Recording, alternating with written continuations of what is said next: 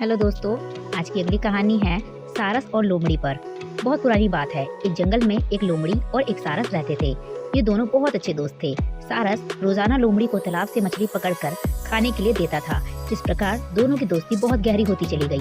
सारस बहुत सीधा साधा था, लेकिन लोमड़ी बहुत शैतान और चालाक थी। वह हमेशा दूसरों को परेशान किया करती थी। उसे दूसरों का अपमान करने और मजाक उड़ाने में बहुत मजा आता था।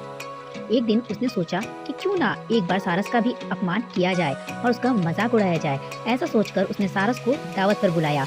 उसने जानबूझकर सूप एक प्लेट में परोसा। उसे पता था कि सारस प्लेट से सूप को नहीं पी सकता।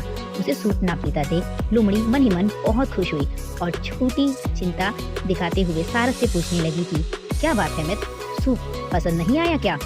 सारस बोला, नहीं मित्र, ये तो बहुत स्वादिष्ट है। सारस ने जब देखा कि सूप को प्लेट में परोसा गया और लोमड़ी जानबूझकर उससे सवाल कर रही है, तो वह सब समझ गया, लेकिन कुछ नहीं बोला। उस दिन सारस को अपमान सहने के साथ ही भूखा भी रहना पड़ा। लेकिन जाते जाते सारस ने भी उसे अपने यहाँ दावत पर बुलाया और लोमड़ी दूसरे ही दिन सारस के घर दावत पर पहुँच गई। सारस ने भी दावत में सूप बनाया था और लोमड़ी के साथ लंबी चोंच वाले अन्य पक्षियों को भी बुलाया था। सारस ने सूप को सुराही में परोसा। सुराही का मुंह इतना छोटा था कि उसमें बस चोंच ही अंदर जा सकती थी। लोमड़ी पूरा टाइम सुराही और अन्य सभी पक्षियों को सूप पीते देखती रही। इसी बीच सारस ने पूछा कि क्या बात है मित्र, सूप अच्छा नहीं लगा क्या? लोमड़ी को अचानक अपने शब्द याद आ गए। इसलिए कहते हैं दोस्तों, हमें कभी भी किसी का अपमान नहीं करना चाहिए।